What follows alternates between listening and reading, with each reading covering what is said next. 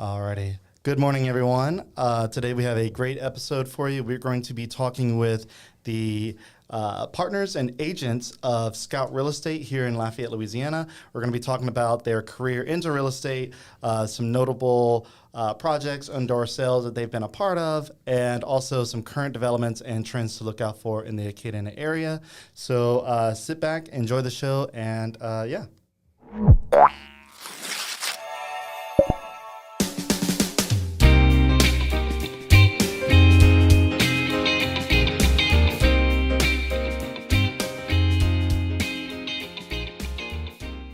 Alrighty, so real quick, we have our presenting sponsor, Chase Group Construction.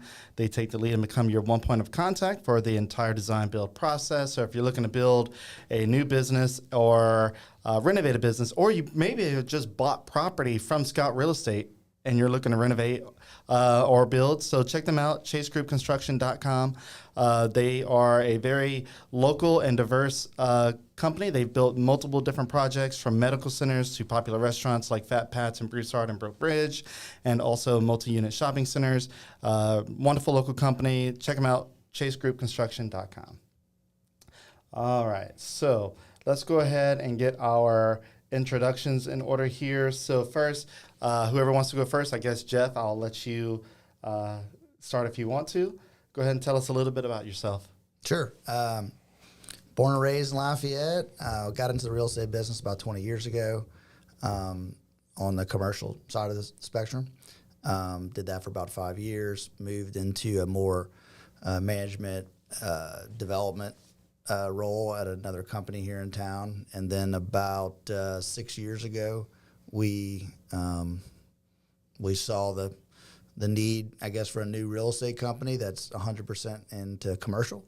And so we started Scout, and it's been a fun ride, really, ever since. We've been busy. Rex here has been with us from the beginning and is a partner with us, and there's a lot of good things happening in Lafayette. All right, awesome. Good to hear. What about you, Rex? Tell us a little bit about you. I was also born and raised in Lafayette. I took a bit of a circuitous route to real estate. I started in the music business, and I was I was a performer for about 10 years, kind of all over the place. I lived in several different places, and then ended up back here around 2010. And Hammy Davis, who is an original founding partner of Scout, was my mentor. He actually practiced law with my father, and so he took me under his wing, in 2011 or so, and then pulled me over with him when he and Jeff started Scout. And obviously, tragically, we lost Hammy about a year and a half after that. And Jeff and I grew up together. We've known each other our whole life, really, and it just started to make sense, for me to enter into more of a partnership role, and it's been fantastic, really. Awesome. Yeah. So how long have you been in real estate, you said? Since about 2011. 2011? Early 2012, yeah. Okay, like okay. Yeah. So just a little over 10 years. Yeah. And you were in the music industry. Yeah. So were you in a band, or were you like on production side? I was in a band. You were in a band? Well, right? I was a singer-songwriter, yeah. Okay, Yeah. okay. So you were like more solo than anything? Yeah, I mean, I had bands also. I recorded with bands. I toured primarily by myself, but every now and then I'd have a band with me. Yeah. Okay. Yeah. All right. Cool. Yeah. Well, so how did you guys ultimately meet? You said you guys have been friends for a long time. Where did you guys meet up? We grew up down the street from each other. Really? Our parents were lifelong dear friends. Mm-hmm. I mean, Jeff's a couple of years younger than me, but I mean, we were essentially almost family. I mean, He wasn't in the band? Family. Not in the band. No, he just missed the cut. Guy. No, yeah. But Jeff and my little sister are actually the same age, and they were friends in high school. But I mean, I've known Jeff and his family my whole life. Yeah. Okay. Wow. Well, and so obviously you said you grew up in Lafayette, so I'm guessing you grew up in Lafayette too, since you. Yeah. All right. Yeah, I mean, literally down the road from each other. Yep. Yeah. Yeah. Have you? So I know you said it sounded like you, Rex, you lived in other places besides Lafayette. What about you, Jeff? Have you lived outside of Lafayette at any point in time? I went to college in Baton Rouge at LSU. did a short stint in San Diego. My sister has lived there for, probably over 25 years. So traveled, there quite a bit. And, but no, mostly here. Right after college, moved back to Lafayette. Just love the area. Family's here, friends here. Just this is home to me. Yeah. And Rex, where have you lived outside of Lafayette? I went to college first in New Orleans at Loyola. Then I ended up moving to Los Angeles for about 2 years. Is that for the music? No, thing? actually, it was originally for playwriting. Okay. And I worked for a brief time for a theater there in Hollywood. Ended up getting into songwriting out of that. I played piano as a child, and then I ended up picking up guitar in my late teens. I was in bands in high school, like sang in bands, cover bands and stuff like that. But then, anyway, ended up doing that. I moved to Austin, Texas after that for about 3 years. I'm not surprised, Austin. That seems like to be the perfect spot for you. It was great.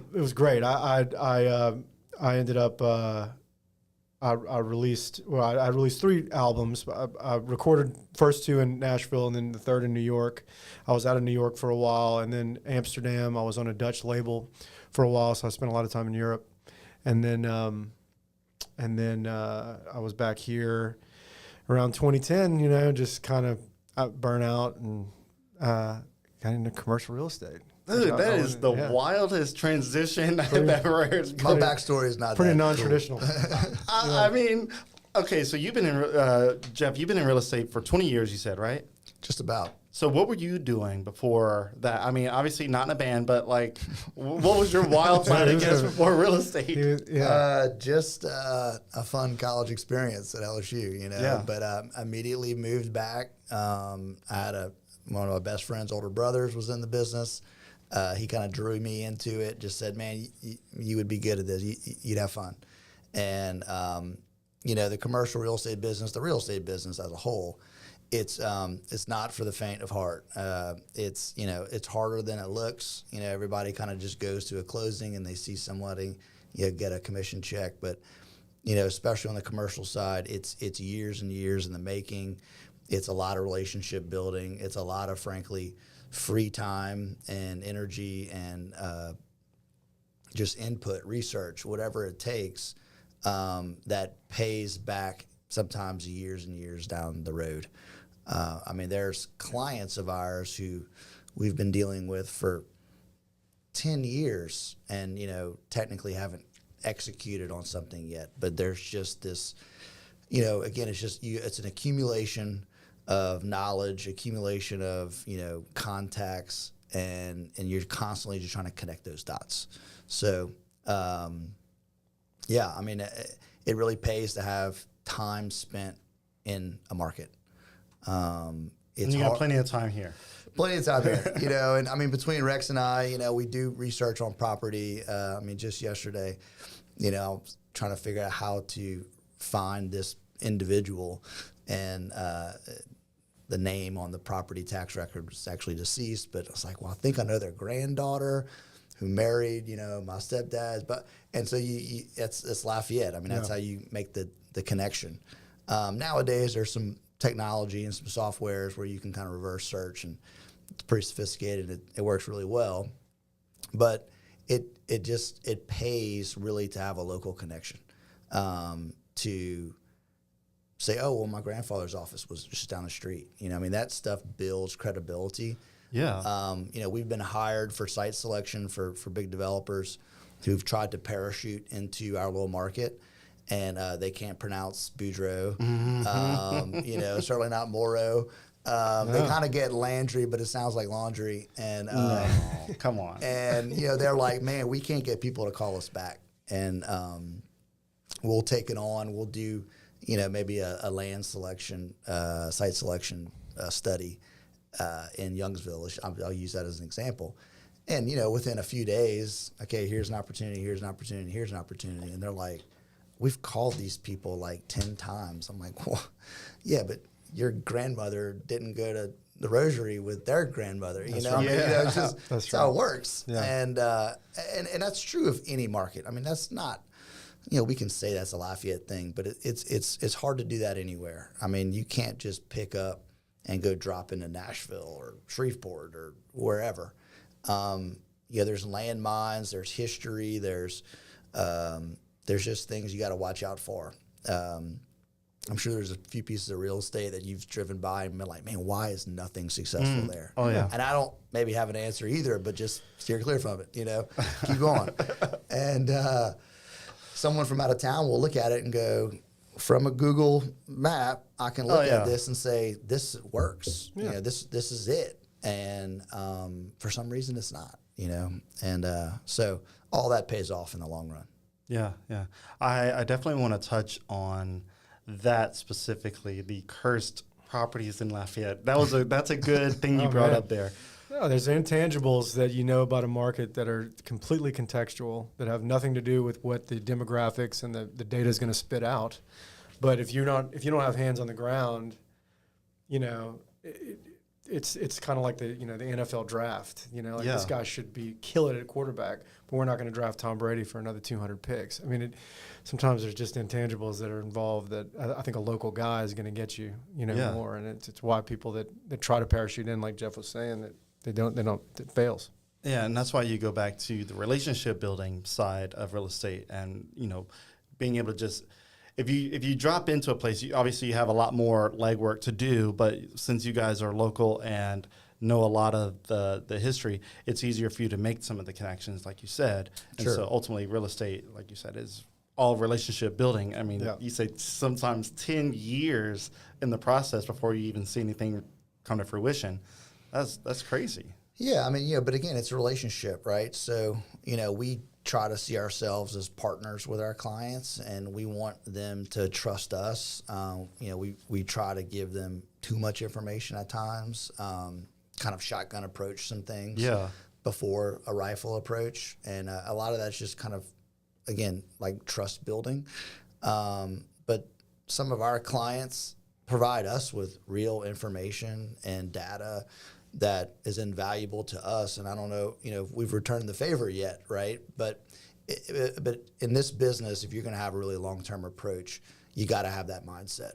Hammy, really beat that into our heads. Like, man, you never know how that's going to pay off. They could just be talking to someone next door or at a party or at a social event and go, man, these guys have worked real hard for me. They haven't made any deals yet, but they're putting in the effort. Yeah. Ultimately, that's what drives success in this business is just consistency and like effort, because it's not brain surgery. It's not hyper complicated transactions. It feels that way sometimes because emotions do get involved.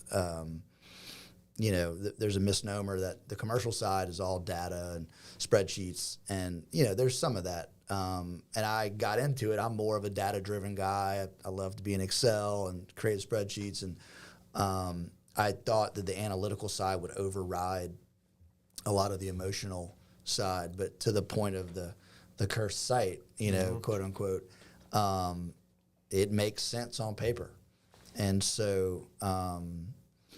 It pays off to have those relationships. It's hard to quantify, but we just try to do our best. In some way, somehow, it comes back around. Yeah, That's right. Yeah. So we're at about 14 minutes. I want to go ahead and find a stopping point and get my next sponsor in, and then we'll go into a little bit more in depth of the cursed properties in town. And if there's any that are under your portfolio, I'd be interested in talking about that. But first, we got our longtime sponsor, Music Academy of Acadiana. They are Acadiana's top choice for music lessons.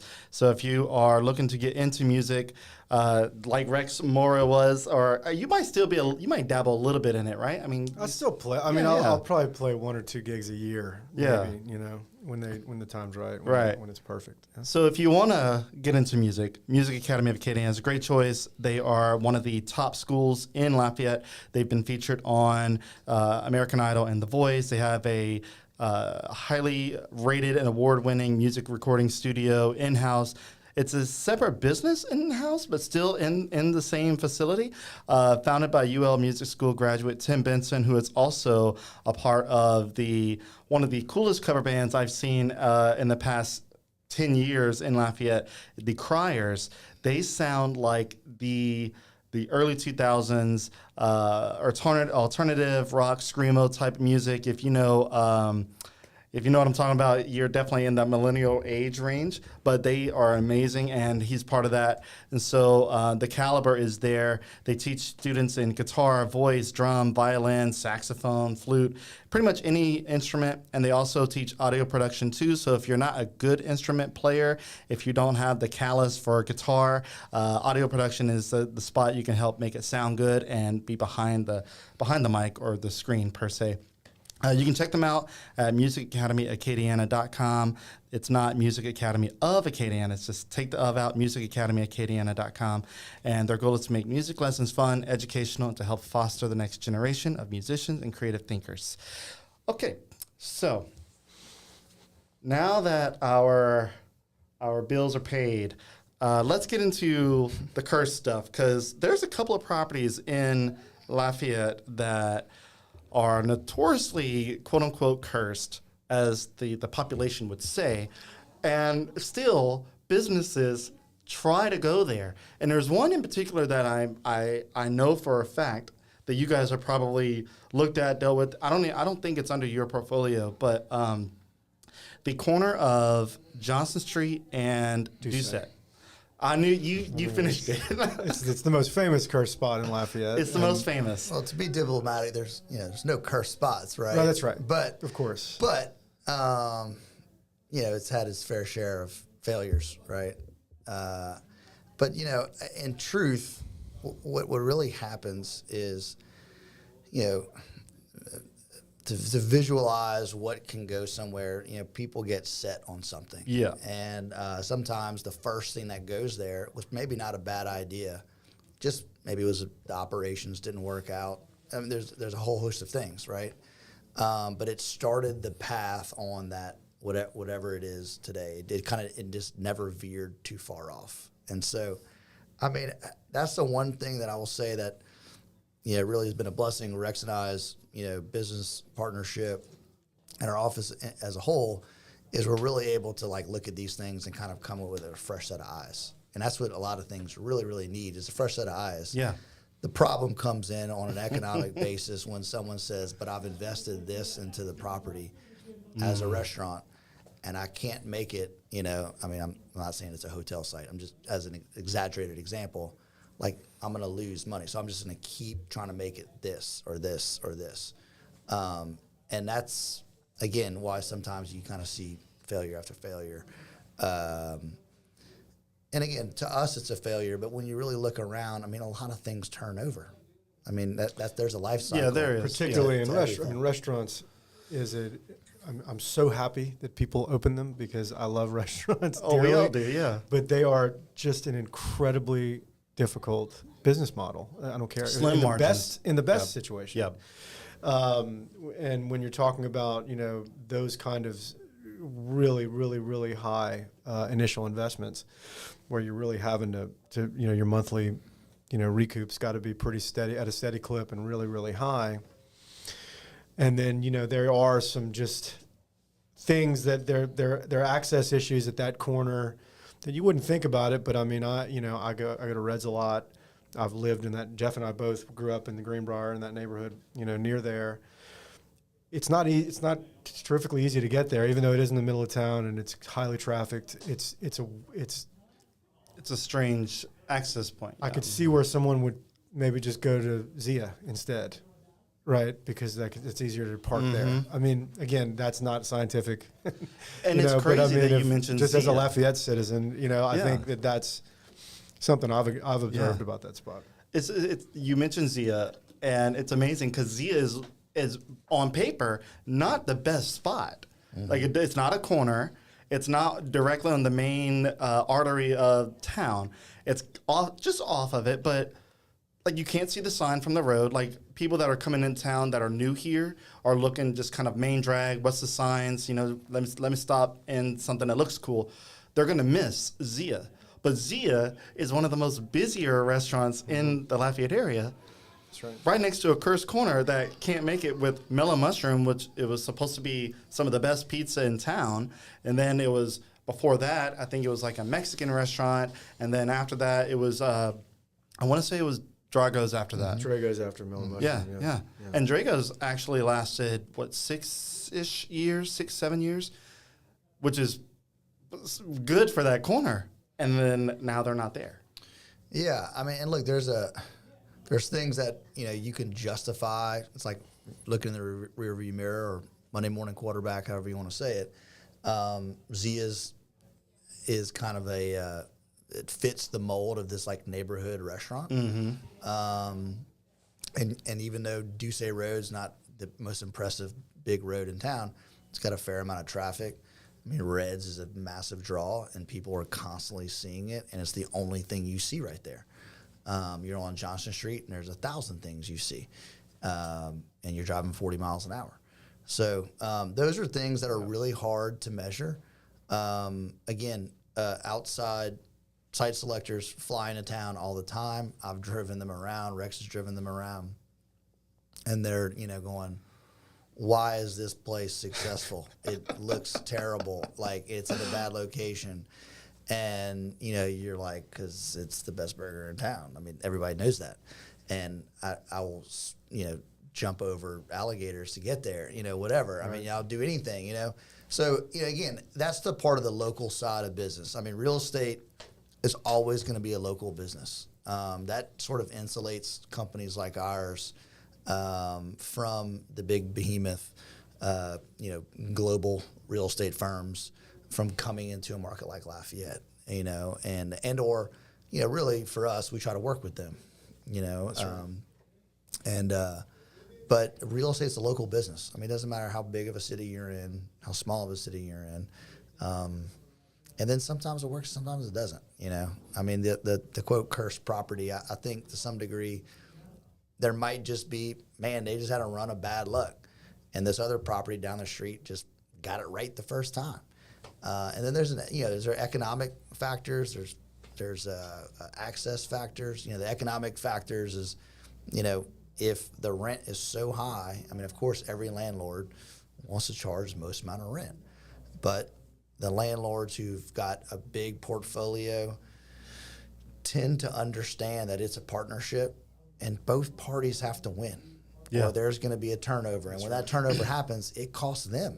They might have got it for 5 years or 6 or 7 or 8. And good. I mean, that's their job. I mean, we try to help them get the most, and the tenant tries to get the lowest, and that's where the rub always is. But ultimately, they've got to create a relationship where they can both succeed. And I'm not saying that's the situation there, but that's something that we see daily. It seems like the more tenured owners really, really understand that. They're property owners. Property owners, correct. Yeah, they're just more apt at saying, I know what it costs for me to turn this over, and the time and energy it takes. Even though they appear to maybe be more rigid, they tend to be more flexible in those situations. So it's just something that I think we kind of anecdotally see. And, it doesn't always work out. I mean, that's part of the deal. Yeah.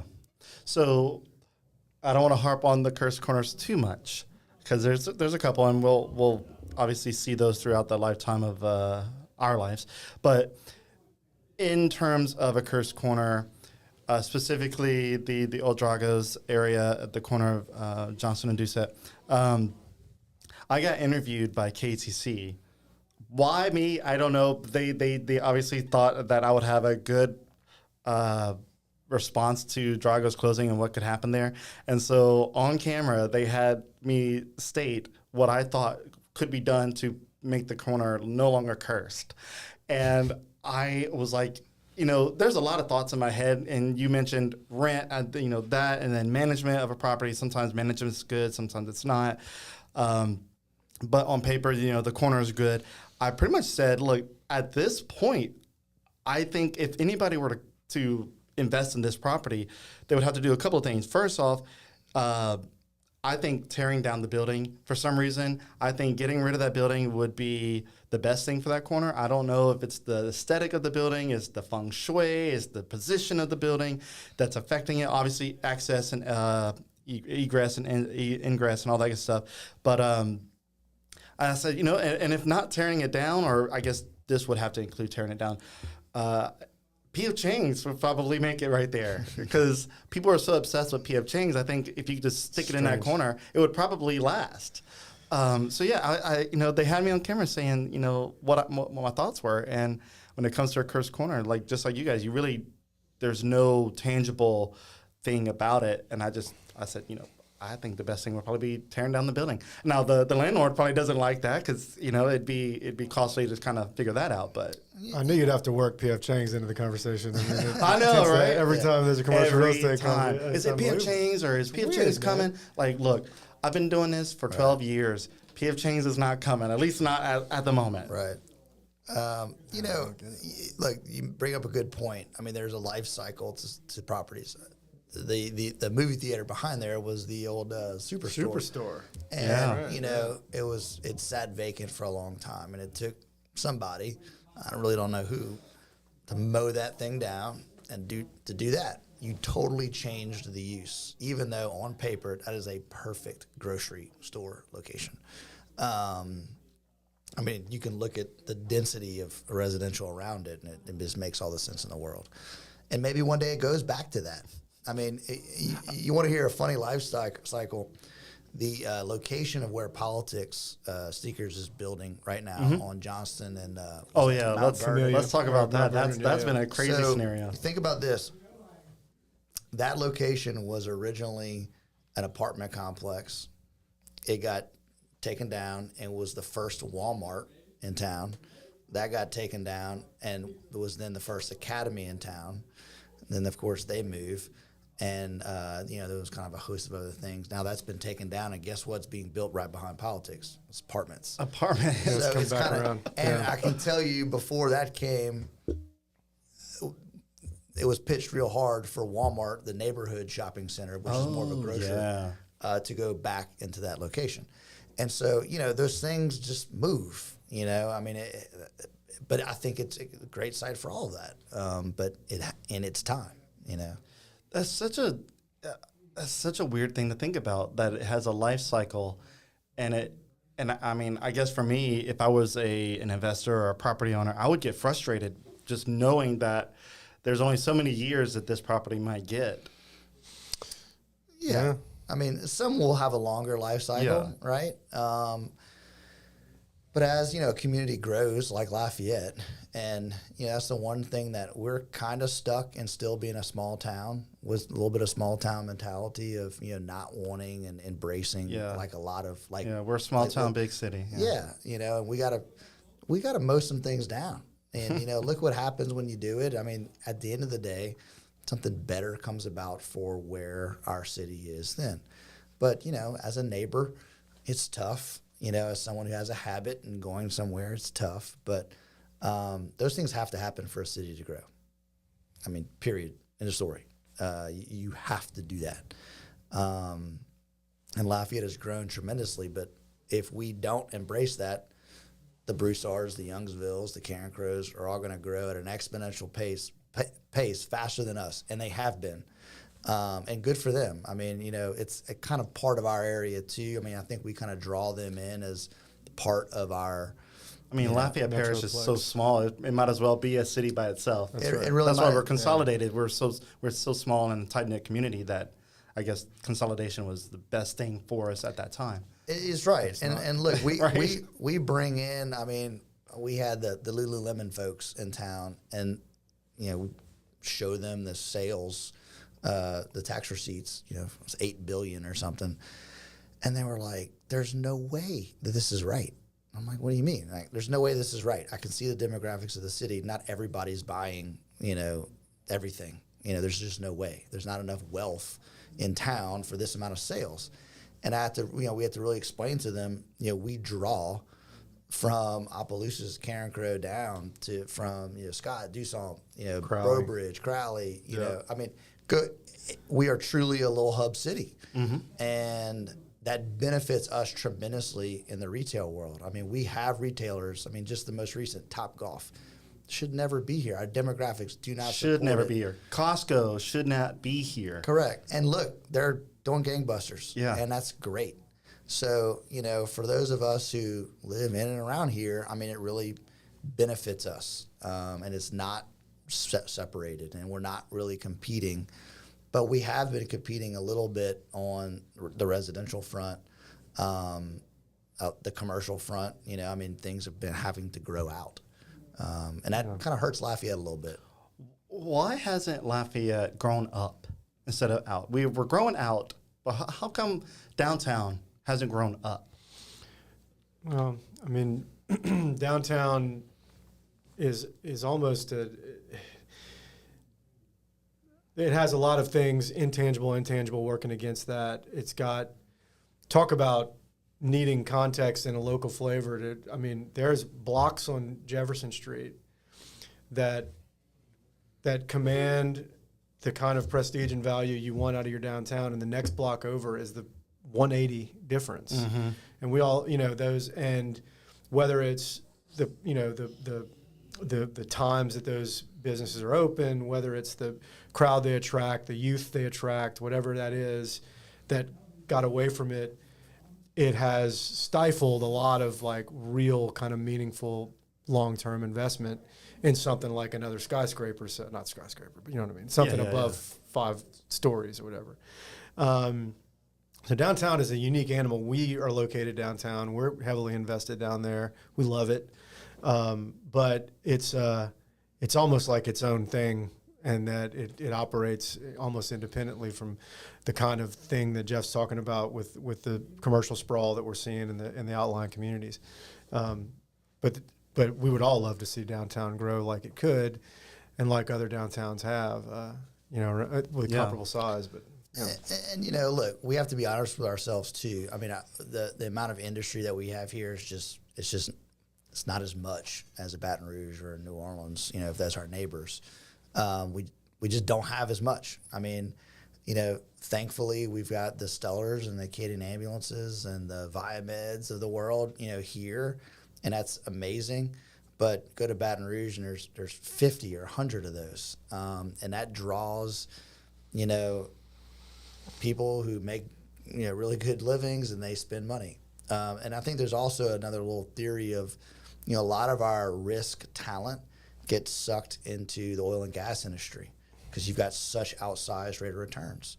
And so those guys and gals who, you know, take risk, you know, in the real estate sector, typically in cities like Austin or Dallas, you know, we take it over there. I mean, it's like being in LA and not being in the movie business. It's like, man, we're here. Let's do it. Right. And so I think, you know, you can look at the guys who've been really successful in those businesses in another place.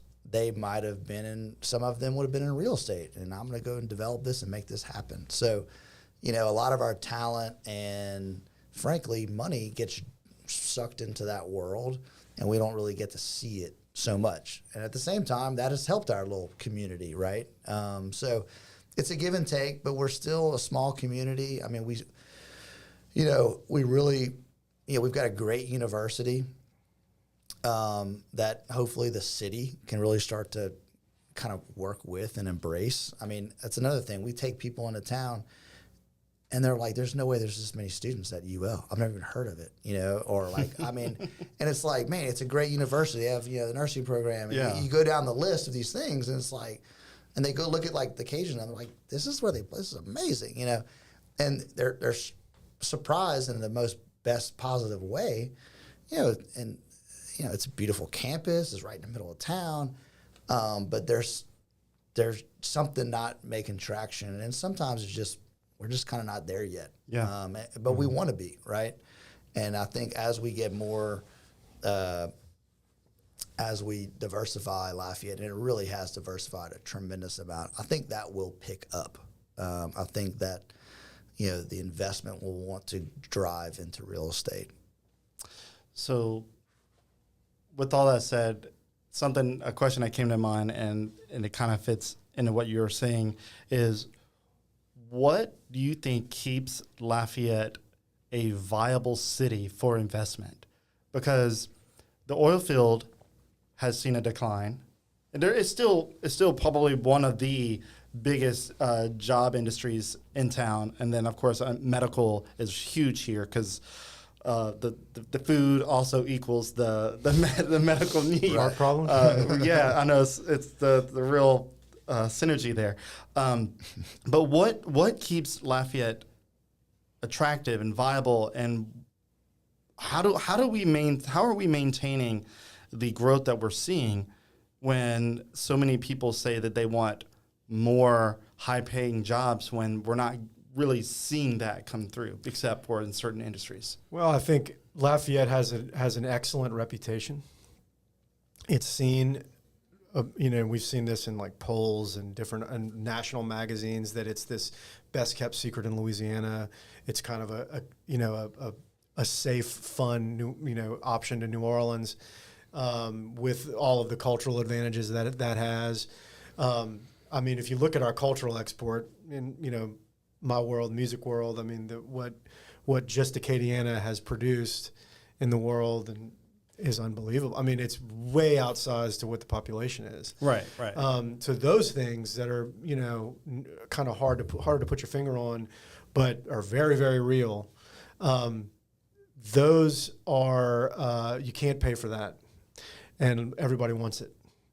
I also think that it's still relatively cheap to live a pretty high quality of life in Lafayette. Oh, I agree. Yeah. And that's obviously always attractive. Compared to bigger cities like, Austin and especially Los Angeles, where $500,000 gives you some podunk house that you're not really proud of, but it's a place to live. But here, $500,000 pretty much gives you a little McMansion. Of course. And real kind of, enjoying the creature comforts of the world. Right. Very, in a sophisticated cosmopolitan way. I mean, we're not a backwater, but we're not LA either, right? And I think that's really attractive. And we're not New Orleans, most importantly, right? So people that are looking in the area, they can see this kind of island of and then to Jeff's point, I mean, we have a university with 20,000 students.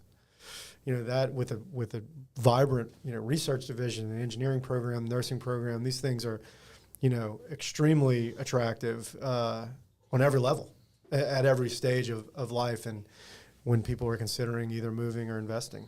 So those things, I think Lafayette will always retain, and it's what makes us all love it. And it is distinct. I mean, everybody loves their town. Yeah, right. But But Lafayette does have I think, a distinct flavor.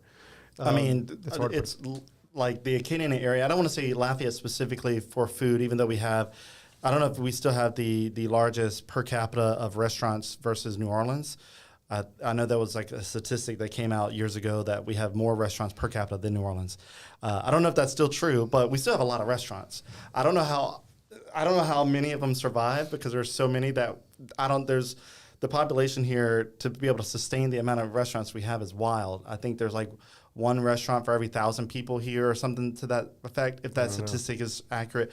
I was in Leadership Lafayette. Somebody came in and said, yeah, for every one person or so many people, every 1,000 people is like one restaurant. I'm like, that's insane. Well, but to my example in the sales, I mean, it's a little off, because, go into certain restaurants in town and I can look around, I'm like, no one lives in Lafayette. Like, it's someone who's coming in town, they're shopping for the day, and it's like it's part of the Lafayette experience. My wife's from New Iberia, and as a kid, she was like, man, on Saturdays you'd go to the mall and you'd go to lunch, and then whatever. It's just, it was a trip.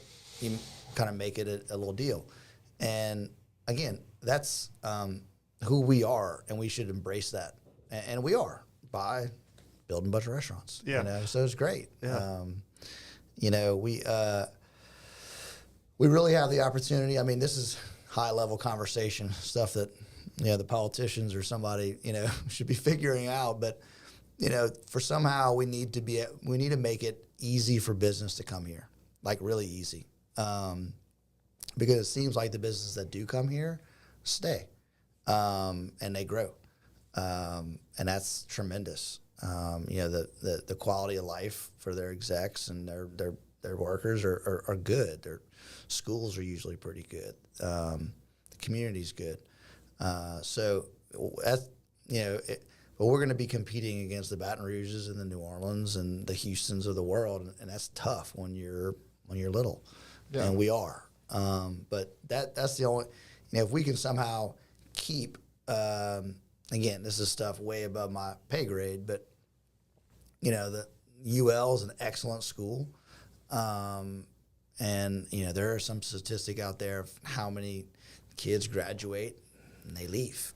We've got to somehow brain drain. keep that here. No doubt.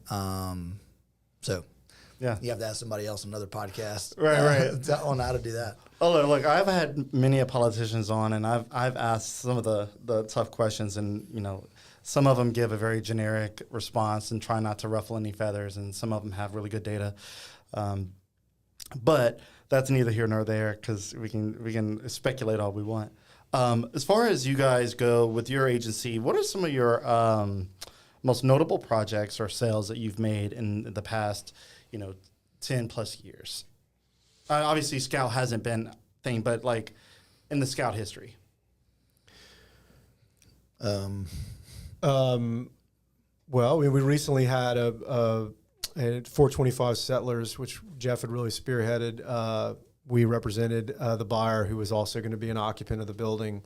It's about a 25,000 square foot.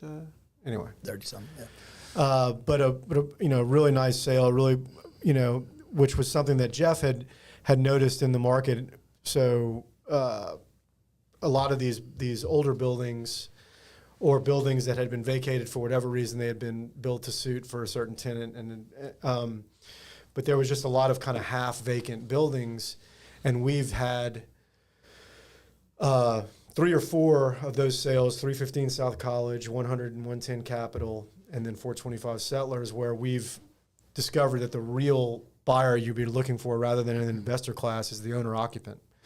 And that was something that Jeff really kind of, took the lead on. And we've had a couple of those deals in the past few years that have been great for the company, because it's, we've also started a property management company and a construction company affiliated and alongside with us. So to kind of fuse all that together has taken our company into a new kind of level, a new area.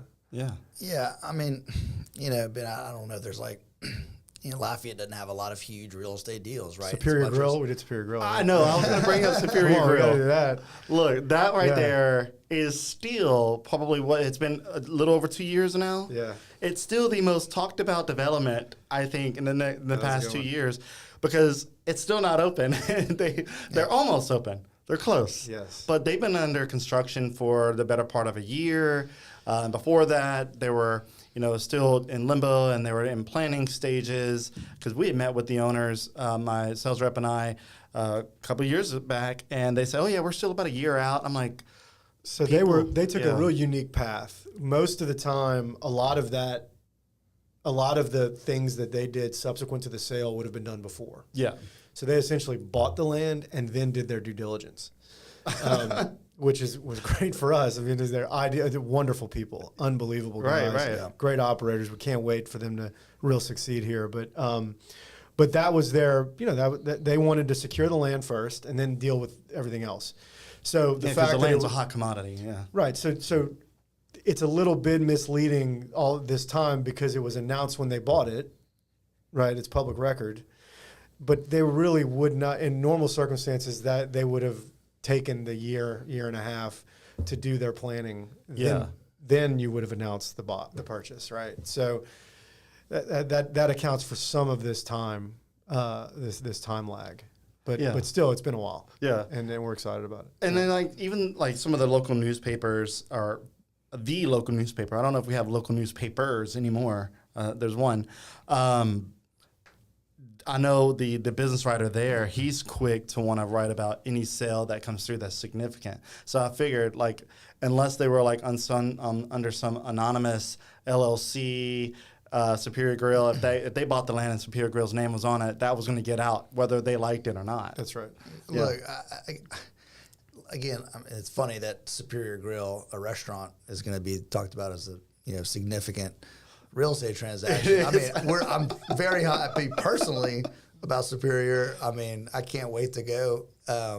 But I think the needle movers are things that you don't think about. Rex helped Viamed purchase the old Stone Energy building. It was an 80,000 square foot building or thereabout that was just going to sit there. It was, built for Stone. It was not something you could chop up and put into, a multi-tenant office. That could have been a real big black eye, sitting around town for a long time. Yeah. At almost the same time, Talon Energy had bought out Stone. Talus. Yeah. Talus, thank you. But they had another building that most people are probably never driven by on Rue Iberville. Yeah. But another 80,000 square foot building that was is 0 people in it. And thank God, I think the school board bought it, renovated it, and didn't build new. I mean, usually the government doesn't think in that way of using something that costs less. And, right. And then also it takes that off the market. If they hadn't, somebody would have owned it, and they would have been hungry and aggressive to get anyone in there, and then they would have competed against every other office building and kind of further diluted the market. So, that's right. It's those types of deals that don't get a lot of press, but those are important, needle movers. When you absorb something, when somebody absorbs something, whether it's retail, office, industrial, that sets us up for future success. I'll tell you that on the industrial side, again, it's not like a fun and sexy thing to talk about, but we have almost no supply. And I would say that for every category, office, retail. I mean, if anybody is looking for a very specific, I need 5,000 feet, or I need this, sometimes we have one thing to show. No, there's a dearth. Right. Yeah. And so fortunately for us, I believe as a city, we did not overbuild as a city. So we've got this really, really low supply on the commercial side. Our demand's a little off. It's a little low right now just because it's election year, interest rates are high, insurance is high. But those things will settle themselves out. And for us as a city, I think in the next 2 to 3 years, you're going to see some serious development, maybe 5. I mean, it takes time, but because we got no supply. I mean, there's nowhere for people to go. So if our little local market ticks up just a little bit, I mean, the oil and gas industry, if they need a building, build it. Like, let's go. Yeah. And right now, we've got several clients who are looking around going, man, there's nothing. A lot of that stuff was absorbed right after COVID. Yep. Those businesses did manage through. Had PPP money or whatever, interest rates were low, insurance was low. Now's the time. Let's go do it. And a lot of these properties got absorbed in that period of time. For us as brokers, we're transactional. That makes our jobs really, really hard. So that's tough for us, in this little period of time. But I think in the long term, as a city, we're going to start to see some development. We're going to start to see some growth. That will come. Okay, so that's a perfect segue into the final kind of topic of the conversation, and then we'll close out. As far as Lafayette trending in a good direction, and I think we've been trending in a good direction for several years now. I mean, I moved here in 2010, and I have not stopped seeing construction and new developments happening and all that. There's a little bit of a lull in the past couple of years, just kind of the way the market is. But overall, I still feel like we're trending in a good direction. But from your guys' perspective, because you guys are in real estate and you deal with sales and transactions all the time, what does the future look like for Lafayette in the next 5 years? I guess if that would be a reasonable time range. Like, what is Lafayette? What should we expect on the horizon? Should we expect still more restaurants to come through? I mean, what's the next Costco? What's the next Topgolf? Is there anything like that, or what should we expect? In my opinion, I don't know if there's any big announcements to make today for your listeners, folks watching. But, look, more of the same is not a bad thing, to your point, because more of the same means a lot of growth. I mean, we've built out the medical side of our community tremendously. I mean, Lewards has put $500 million in the ground. Ochsner has come in and put in $300 million. That is going to continuously drag people to our area for services. Residentially, there's these track home developments all over the place. I mean, that's fine. I mean, that means our community's growing. Those folks need affordable places to live. I myself, when I graduated, I bought out, and then I kind of slowly moved back to Lafayette, closer and closer. And you need that. You need to have those things. So, we hope there's frankly more of the same. But, you also hope that, I'll use it as an example, Waiter, right? Yeah. That was, that's such a it's such a heartbreaker. But, look, it missed on that one. Yep. But it's great that it was here. That means someone else can do it. Yeah. Schoolment is here. And, Schoolment, came from California. And wish them re-headquartered here. Ton of success. Right. I mean, I every time someone proves that you can do it here, it means the next time might be a little easier and a little easier. So, Viamed is a client of ours and a tremendous company. They're growing in leaps and bounds. LHC, growing in leaps and bounds. The more of that we can have, that's great. I mean, we need more of the same, So, like I said, with no supply, that's going to spur on even more development, more new construction, and Okay, so kind of in that same vein, what about any positive or trending hopes for the I-10, I-49 corridor?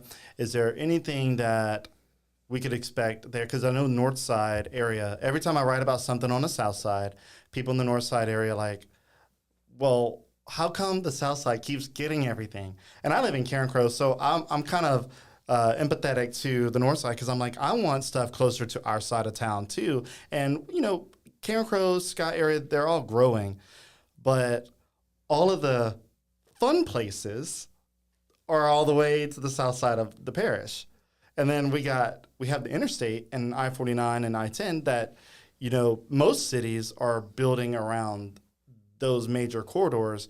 Like, you look at any big city, I say big city, Lake Charles is big enough, but they're really heavy on the interstate side. Baton Rouge especially heavy on the interstate.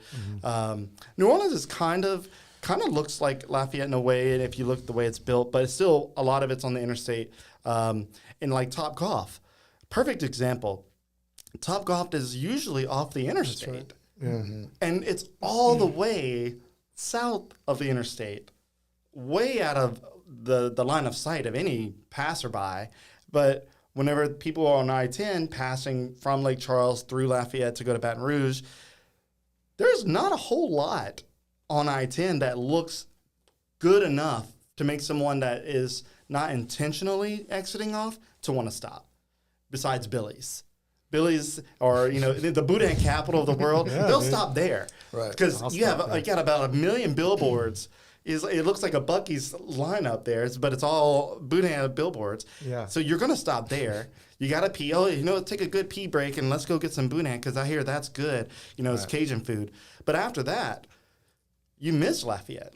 You go through it. So what can be done, or what hope can be provided to people in those areas, in that part of town, to hopefully not see that part of town be blighted and the successful part of Lafayette be further south? I know that's a loaded question. Typically commercial follows residential. So, you build the neighborhoods, and then the grocery store comes. Then after the grocery store, the restaurants come, and so on and so forth. Look, one thing begets another. So the magnetism now of the College Sloman Ambassador corridor, it's got its own draw. Those guys, as smart as all those national brokers are, they're sheep too. Oh, well, if Whole Foods went, then I got to go. And sometimes they don't. Sometimes they forget the analytics because it's just maybe the gut instinct to do. And it's probably the right place to be. But, the north side of the town, the intersection of I-10 and I-49, it's needed commercial. The Target anchored shopping center at Louisiana and I-10, if it wasn't for that, I don't think there would be nearly as much development in the Carencro area because it gave a really, good and quality and well-priced, place for someone to go. So, it's kind of a chicken or the egg thing. It needs a bit more commercial for the residential to flourish. And at the same time, it's hard to drag a commercial guy over there because there's no residential to support it. Right. So it's just something that's going to have to, it's teetering a little bit in a positive way. I mean, we met with the city of Carencro and they gave us the number of lot permits. It was a tremendous number. I mean, the rooftops. Yeah, that are coming. And I was like, man. Thousands. Yeah, it's a tremendous thing. So, it's just behind the curve from a Youngsville or a Broussard, which is fine. And to some degree, you can quantify that purely based on all of the businesses up and down Highway 90, the oil field.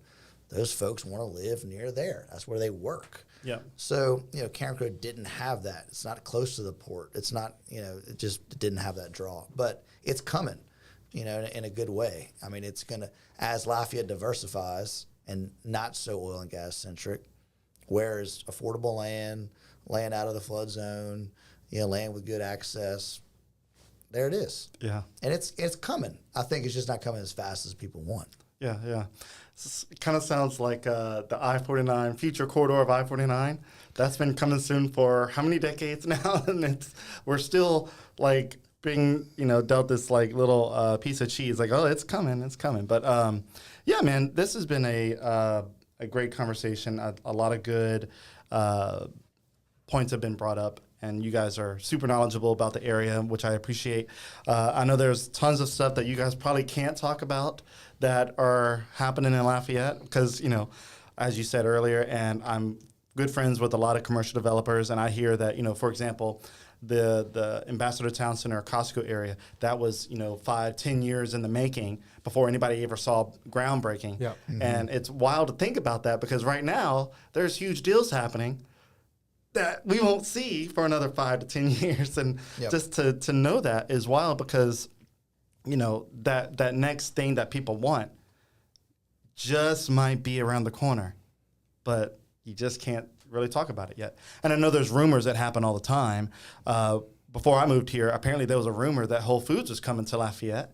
And I didn't know what Whole Foods was whenever I moved here because I was just used to like the small town corner stores, and I knew what Walmart was. I knew what Super One was, but Whole Foods, I was like, what is that? And then, 2 years later after I moved here, I started developing Lafayette, and a friend of mine that I worked with, her husband is Ryan Payco, and he's a big commercial developer, and she was like, hey, I don't know if you knew this, but you might want to put this on your radar. Whole Foods is about to break ground. I said, Whole Foods. So like I run back to my desk at my full-time job while I should be working. I'm like Googling Whole Foods. I'm like, oh, this looks like it's going to be good for the area. All right. Yeah. So sure enough, that very same day, the Advocate in Baton Rouge broke the story.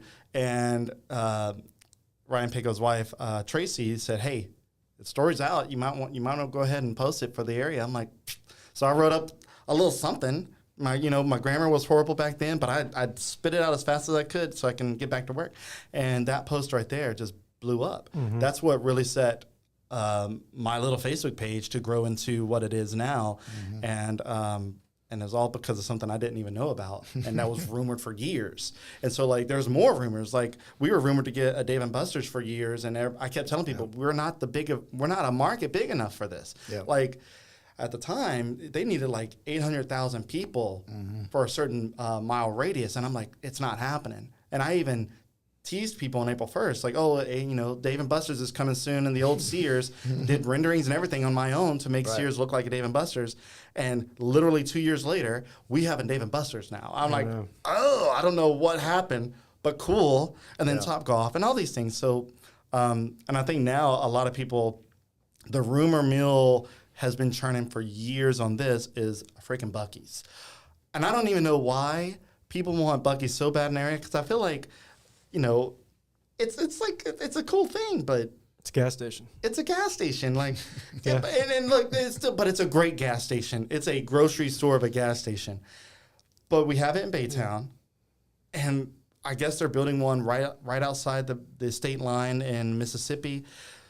And if we had one here, that'd be great. I can get the beaver nuggets, sure. And I can get beaver nuggets if I want to pay a premium just down the road on College Saloon at a little bakery. They sell the snacks there. But I don't know. I mean, there's talks of like, you know, Buc-ee's hires at an incredible hourly rate, like close to $20 an hour for just cashiers. And the customer service is incredible. And the customer it's- service is good. I was there. We went to Orange Beach last week, and we stopped there. And I mean, yeah, they're wonderful. They run like a And they're well-oiled always machine. busy. Yeah. Oh, and they're so busy. Yeah. But, you know, they have great snacks, the jerky, the fudge. I love the turkey barbecue sandwich. I like turkey. I'm not a huge brisket fan, but, you know, everybody knows the brisket on the board saying. Anyway, that's the next rumor, and I keep telling people, I'm like, look, I don't know what to tell you. We're in a weird spot where I think Louisiana could get one, and if in my opinion, if Louisiana were to get one on the south part of Louisiana, we're the perfect spot. Like, we're the hub. We got I-49, got I-10. Skip over Lake Charles. Skip over. Don't go to Baton Rouge. Just stop here. But like, and then there was one that was supposed to come to Baton Rouge in 2016, or like the talks were. Then I don't know what happened with that. But it's crazy. Well, look, that's one thing that land availability is a real thing. I mean, in Baton Rouge, that would be very difficult. You know, and you see that development on the south side of Lafayette. Like, why is it so easy for that to keep growing? Well, you deal with one sugarcane farmer for 500 acres. You got a deal. Right, You know, 500 acres, you know. Deal with something in Lafayette, it's hard to get 1 acre solidified because you got 10 different owners. So land availability in those deals are a real thing. Lafayette, you know, is probably set up well for that, and I-10, I-49, Karen Crow is probably set up really well. Large for, swaths of land for one owner. Yep. Correct. So, you know, we'll see. But yeah, you know, it's an amazing gas station. I mean, it's really amazing what they've been able to accomplish. I know. I mean, and Yeah. I went to one of the first ones just outside of San Antonio, and you know, people were like, "You got to go to the bathroom," and I was You like, gotta go to the bathroom. You gotta go Like- take a pee real quick. like, It's what, really what do you mean? amazing, They're like, yeah. it's really amazing. I'm like, what do you mean it's amazing? You know, and it is, I guess, you know, yeah. for in that world. And so, you know, look, the fact that we're even maybe of consideration, you know, that we're in the rumor mill, that's great for Lafayette. Yeah, yeah. I So- know. The rumor mill is churning. But, man, speaking of the bathrooms, we were going to Texas a couple years back, and the competition of clean bathrooms is a big deal, apparently. Huge. And so close to Baytown, there's Stuckey's, which is I guess a well-known gas station, because I mean, it's on King of the Hill. They mentioned it there on the TV show. And they have billboards, you know, some of the cleanest bathrooms, and they made a bold claim. And I said, okay, I've never been to a Stuckey's in my life. It sounds like Buc-ee's. It sounds weird. I don't know. But I said, clean bathrooms, I want to check out Stuckey's. I want to see what that's about. And it was like on our side of the interstate. So got off, went into the bathroom, and the first thing I saw was toilet paper on the floor. The toilet was dirty. I said, nope. Walking out, this is not what they say. And then we went to Buc-ee's. Clean bathrooms. Yeah. Now, there might, like, if you go into a stall that has someone just running out, then fine. That is, you can't expect it to be clean. But those people at Buc-ee's make sure those bathrooms are clean. So you're right about that. My former guitar player was a lunatic, OCD, wonderful guy. I love him. But there was a place called outside of Austin called Ruska's. And Okay.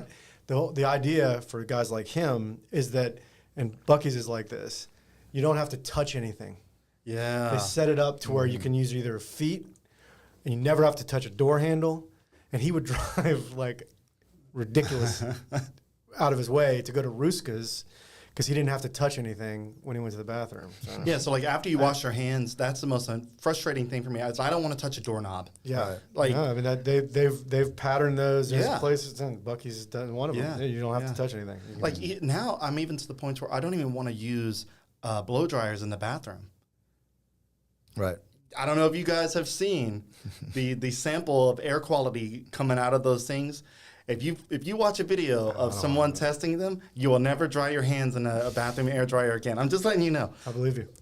Because you got to think, some of those things have turbojets on them, and they sound like freaking jet engines. Right. They're mixing up all that just air in there, and it's getting recycled into that fan blade.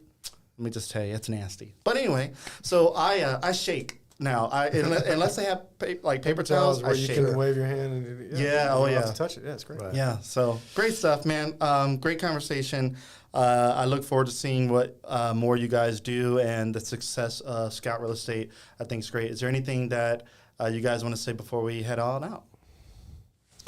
I don't think so. Thank you so much, Yeah. Ben. Thank It's you, been Ben. been a pleasure. Yeah. Really appreciate it. So if you want to check out Scout Real Estate, their website is scoutrec.com. Scout Rec, essentially. Real estate company. There you go. Yeah. But yeah, in short, Scout Rec Real Estate Company, scoutrec.com. Check them out. Great local guys. And with that, I hope you guys have a great weekend, and I appreciate you coming on. Thanks so Thanks, much, Ben. Ben. All right, Appreciate it. guys. Yeah, have a good one.